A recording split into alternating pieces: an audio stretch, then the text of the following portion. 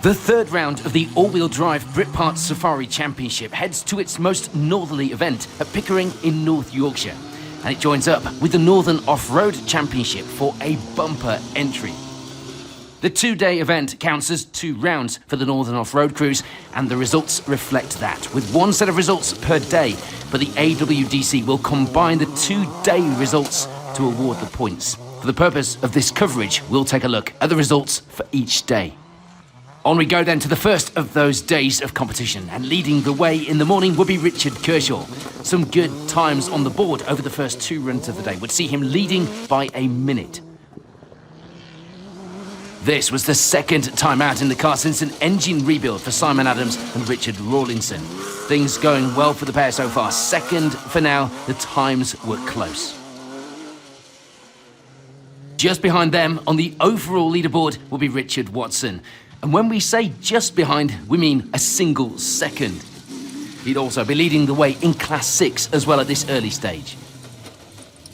Aston Cox enjoyed a great first stage run. Sadly, it wouldn't last. The throttle jamming open on the second run of the day, forcing him to pull over and fix the problem, losing a handful of time in the process.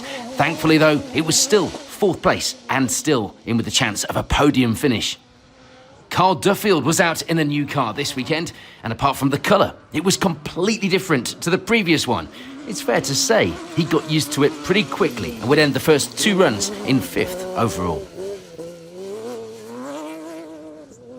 Lloyd Elliott, meanwhile, would kick off his weekend in 6th place. The times getting quicker as the morning went on, and that would just improve as the day went on. And things had started well for Douglas Devenald Batt.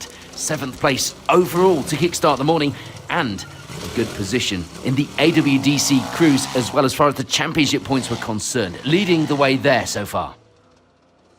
For Gordon Monaghan, it was 8th place, just 13 seconds back from Batt up ahead at this stage as well. And it was 9th place now for Toby Jefferson. The gap even closer, just 3 seconds back from that Monaghan RS up ahead. Rounding out the top 10 leaderboard at this stage, meanwhile, were Steve Hill and Hannah Tiffany. This, a shakedown for the car and crew, with the last outing being the AWDC at Walters last year. They were going well to start with, but a puncture on both run 2 and 3 would give them reason to call it a day to save any damage to the car before the upcoming hill rally. Ryan and Paul Dunn had been going well in 3rd place overall on the first run of the day, but the car would go into limp mode on the second run, costing them around a minute and dropping them down the order into 13th overall for now. Some of the class leaders at this stage in the event included Paul Middlemiss, who had a good lead in Class 9 for now.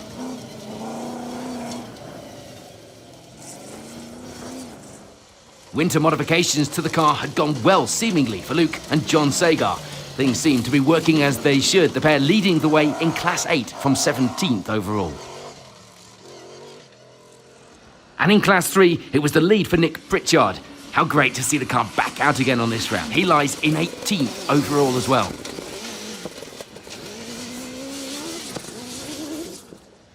Meanwhile, leading the way in Class 4 was Ellison Moore, 24th place on the overall leaderboard.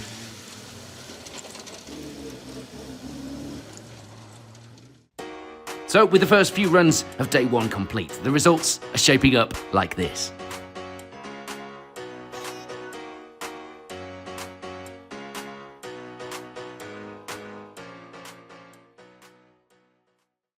On to the afternoon and a look at how the day ended up. The first day, of course, of 2 here in Pickering. Sadly, we'd lose Jim and Rich Canterbury. The power steering pipe bursting. They have to pull over, ending their day early. We'd also lose Paul Middlemiss from day 1, pulling over to the side of the course and going no further. Martin Tipples would have James Kingston in the navigator's seat this weekend, as his usual navigator couldn't make the trip up from South Wales. Sadly for them, the day didn't end quite to plan, crashing the car close to the finish of the course when they hit a rock and tipped the car over. They would get the car sorted overnight, though, with the help of a number of crews in service, ready to go again on day 2, and just a glimpse at what this sport is all about. For Martin Clark, it was second place in Class 1 today. The Freelander driver going well and clearly not afraid to push the car where he could. Margaret and Mike Bakewell were enjoying the course this weekend, and it was going well too for them until a brake pipe burst on the start of run 4, meaning a somewhat limited braking experience for that run. They get to the end of the day with 4th in the class. Bit of damage limitation, but not bad, in 37th overall. Things hadn't gone to plan at all, though, for Shabs Piercy here in Yorkshire. A maximum on the first run had seen the end of any real challenge from the off. But then, broken suspension later in the day would see an end to the event altogether. It wasn't clear how the damage had been done, and despite limping to the end of the day, the damage would end up being terminal.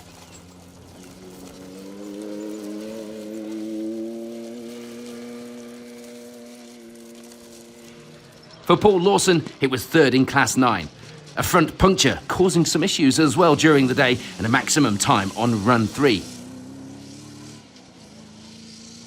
And in Class 1, it was victory for Matthew Evans, and it would be quite a commanding victory as well in that class by the end of the day. Sadly, the day hadn't gone to plan for Douglas Devenall Batt. After a good start, he'd have to pull over on the penultimate run of the day, pushing him down to 30th overall. And run 3 would be the last time that we'd see previous Class 3 leader Nick Pritchard, sadly retiring midway through the day. But that opened up the door for Brandon Barnwell to take the lead in that class. And in fact, he was the only one left. The Class 3 victory was his for day 1.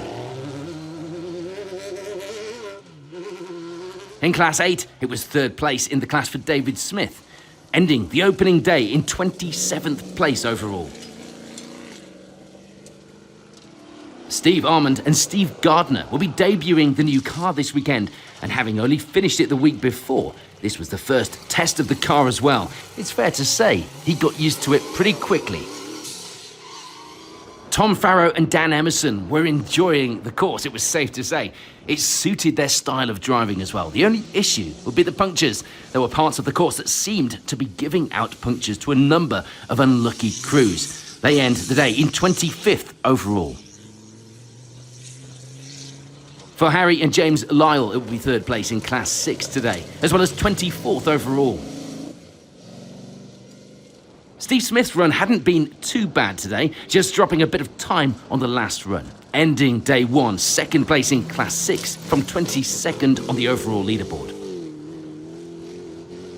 And previous Class 4 leader Ellison Moore would unfortunately lose some more time in the class, reaching the end of the event 3rd in the class.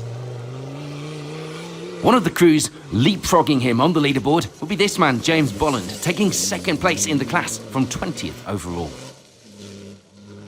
For Brian and Mitchell Birch, meanwhile, things had gone to plan for the most part, and certainly as far as the result was concerned, taking the Class 9 victory on day 1. But of course, the AWDC points would be a combination of both days, so there'd be no relaxing just yet. David and Jack Nutter would end the day with a Class 4 win. However, they would endure some damage to the sump and would ultimately be unable to continue into day 2. In Class 8, it was 2nd place for Will McQuarrie. Some consistent times, seeing him take 16th overall as well. No problems to report for James and Philippa Tennant on day 1. They didn't have to do anything to the car overnight as well, other than the usual spanner checks. The pair will be sharing the driving this weekend, with James taking the wheel on day 1. They take 15th overall. It wasn't a trouble-free run in the end for Luke and John Sagar, but it was at least a finish. They broke a half shaft on run 3, still able to get to the end of the day with the Class 8 victory though, and 14th overall. It was hardly trouble-free either for this man, Martin Cox. Going the wrong way at the chicane wasn't going to help his times. Despite this, he does get to the end of the event, 12th overall on day 1. We're on to the top 10 then here in Yorkshire, and rounding out the leaderboard will be Gordon Monaghan. The time's consistent all day. He takes that 10th place overall, 9th in the extremely competitive Class 5. Monaghan would be overtaken in that RS on the leaderboard by Toby Jefferson, managing to get past him and extending around half a minute of an advantage by the end of the day. For Mark Jacks, it was 8th overall, the times getting quicker as the day went on. And after some problems with the car going into limp mode earlier in the day, Ryan and Paul Dunn would use the old switch it off and back on again IT method to try and sort the problem. And you know what? It worked. Sadly, it will be another problem that would cost them more time as the front diff exploded under braking on the final run. Thankfully for them, they get the finish and in 7th overall as well, with plenty to do now before the second day of competition.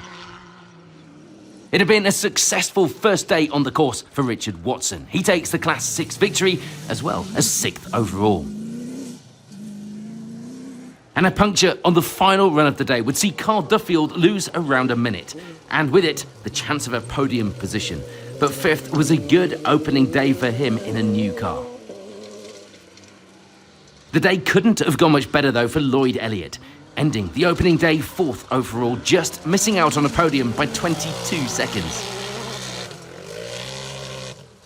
On to those podium positions for day 1, and it would be 3rd for Simon Adams and Richard Rawlinson. They were struggling with some of the tighter corners, just having no fiddle brakes on the car. But despite this, it was a good overall result against the competition here this weekend.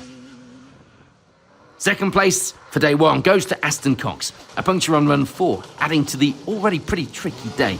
But this will be as far as the problems go. Only competing on day 1 as he was needed at home for wedding admin as the boss was pulling rank on day 2. His words, not mine, by the way.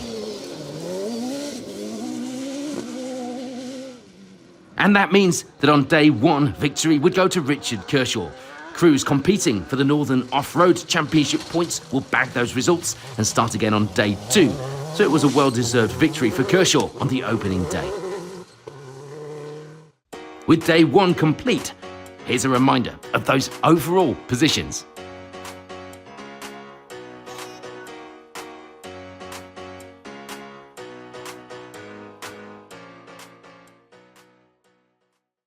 On to day 2 here in Yorkshire, and a new set of results means it's all changed from what we saw on day 1.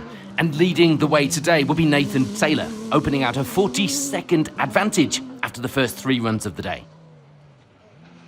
Things were going well for Carl Duffield on day 2, lying 2nd at this stage in the event. Overnight rain making things very slippery out here on the course, but he was coping with it for now, and he had a day of seat time under his belt, of course, from day 1. Gordon Monahan would be brimming with confidence after the first day and would get off to a fantastic start on Sunday, ending the morning with a final step on the podium, taking advantage of the conditions to get a head start on some of the crews who beat him on the leaderboard yesterday. And with the spare diff fitted, it will be back out for Ryan and Paul Dunn. They needed to score well today, with both days counting towards their AWDC points tally from the weekend. They'd hit a bail though and get a 1-minute penalty. They could have done without that. However, that would seem like nothing when the diff broke again on the second run, forcing them to carry on in 2-wheel drive. Richard Watson would start the second day off much the same as he left day 1, ending the morning with a Class 6 lead and in 5th overall. Simon Adams and Richard Rawlinson would just be glad to get the slippery opening run out of the way. They'd be a little cautious on that one as well, so as not to do any damage, ending the morning in 6th, with a few positions to fight back through the afternoon. 7th place at the end of the 3rd run will be Guy Smith, joining the top of the leaderboard on day 2 and going well, the times coming down run by run. With his own car not doing so well after day 1, Martin Cox would borrow his son Aston's car for the second day of competition, and he'd get used to it pretty quickly, ending the morning 8th place overall. For Toby Jefferson, it was 9th, still going well after a good opening day, just 30 seconds back from Cox after 3 runs this morning. And rounding out the top 10 will be Mark Jacks. More of the same on day 2 and getting faster as the course dries up after that downpour overnight. Luke and John Sagar were having some steering issues all weekend, and it would get worse when they broke the steering box on Sunday morning. They still lead Class 8 though at the moment, and 11th overall. For Paul Middlemiss, meanwhile, it was the lead in Class 9 for now, lying in 12th on the overall leaderboard. Class 4 would see James Bolland in the lead. And it would be a reasonable lead as well in the class, so a sensible afternoon would surely be on the cards. In Class 3, it was the lead for Brandon Barnwell, and in fact, he'd be the only one running in the class. The overall time's looking good as well, though. He lies in 23rd. Martin Clark would end the morning of day 2 with the lead in Class 1. And it was a good solid advantage as well, 26th overall. Having a bit of a scare with this two-wheel drive moment was Paul Richardson on the second run of the morning. But he gets it back down onto its wheels and on its way again with nothing more than a story to tell when he gets back to service. It had been a troublesome morning for James West and Jake Webster. A new car, to them, they were having issues with the engine and fuel system. Ultimately, that stopped them from finishing the event. We'd also lose Steve Armand and Steve Gardner. An electrical fault after run 1, seeing them pull over and call it a day until they could diagnose the issue. So with Sunday morning complete and a few of our crews falling by the wayside, the results at the top of the leaderboard look like this.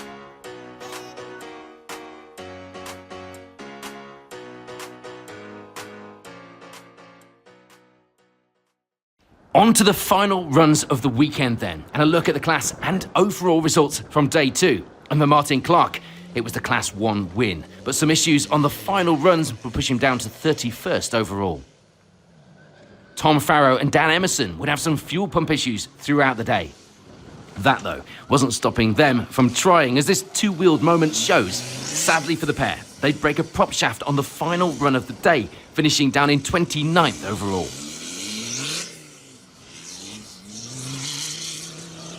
And Martin Tipples would have Rob Lay in with him for day 2.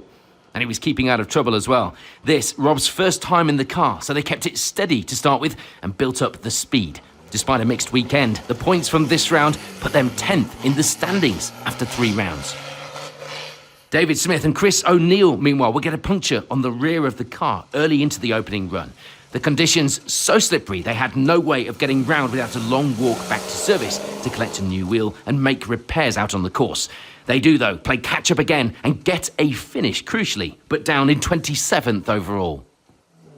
Sadly for Ryan and Paul Dunn, they'd been down to just two-wheel drive, and then there was worse to come when they lost the diff on the other end of the car, meaning they'd get a couple of maximums and drop down the order to 26th.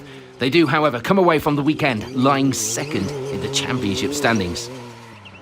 Following their day 1 issues, it will be a bit more bad luck on day 2 for Jim and Rich Canterbury. The track rod end snapping on the car this time.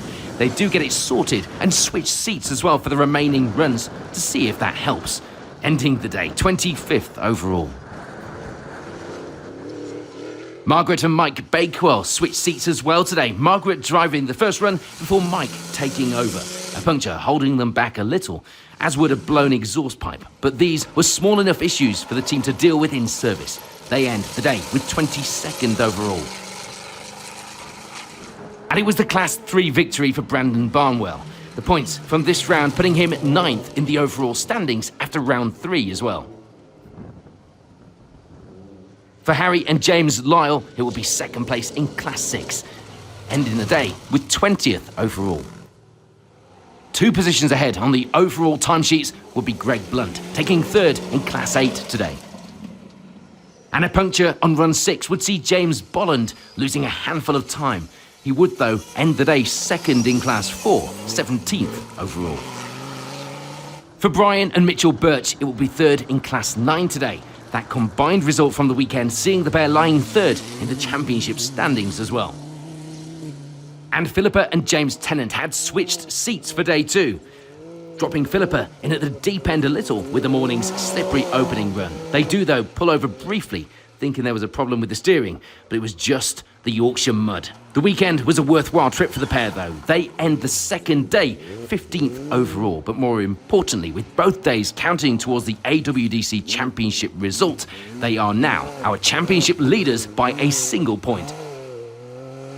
Things had also gone well for Ellison Moore, ending this second day with a Class 4 victory, 14th overall. And there were yet more smiles to come, this time for Phil Ibbotson and Peter King. They didn't have to put a spanner on the car all weekend, and the times were good enough to see them in 13th place. Overall, the only complaint was that they didn't see any castles on their trip over to Yorkshire. For Will Macquarie, he will be second in Class 8 today. A good end to the day with 12th place on the overall timesheets to show for their efforts as well. And in Class 9, he was second for Paul Lawson, missing out on the class victory by just 25 seconds. Taking that class win, though, will be Paul Middlemiss. As well as the Class 9 win, he also rounds out the top 10 overall. And despite a good start, it was a 9th place finish for Gordon Monaghan. A couple of punctures throughout the day had pushed him the wrong way on the leaderboard, but that is 2 top 10 results from 2 days of competition. Luke and John Sagar would score a better overall result here on day 2, taking 8th overall. That good enough for another Class 8 win. They'd break a few fan belts along the way, though, meaning they'd be without power steering at times. For Mark Jacks, it was another good finish. He takes 7th overall, no major problems to report. And indeed, the only problems for Toby Jefferson were self-inflicted ones. Suspension damage from a two-wheel moment costing him some time when a temporary repair had to be made for the last run. And although it was self-inflicted, he was quick to point out that Big John told him to do something good for the cameras. Guy Smith stays out of trouble to end the day in 5th overall. A strong end to the weekend for him.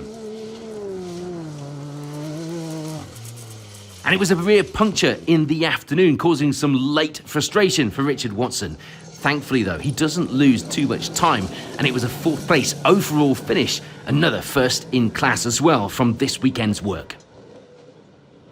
The afternoon hadn't been without its problems, though, for Carl Duffield. 3rd overall, not something he was going to complain about. A great weekend overall for the new car, and showing some ominous pace right out of the blocks. As far as strange incidents go, Martin Cox's was right up there. Stalling the car in a chicane, and when it rolled back, it would set fire to the bale, requiring a number of competitors to try and dance around on the burning straw to put it out. Despite this very strange issue, he'd have a great run on day 2 in Aston's car to take 2nd place, missing out on the win by just 13 seconds. But at least he enjoyed an impromptu barn dance. That means, though, it's victory for Simon Adams and Richard Rawlinson. They'd blown a shock on run 5, but apart from that, things had gone to plan. A nice overtake of a punctured Gordon Monaghan on the final corners of the final run would display just how committed the pair were for the victory on day 2. So with our most northerly event complete, here's a reminder of how those overall results looked on the 2nd day of competition here at Pickering. The championship moves back to Wales for round 4 and back to the traditional one-day format. We'll be there, of course, to bring you highlights of the action in the weeks coming after the event. In the meantime, thank you for watching.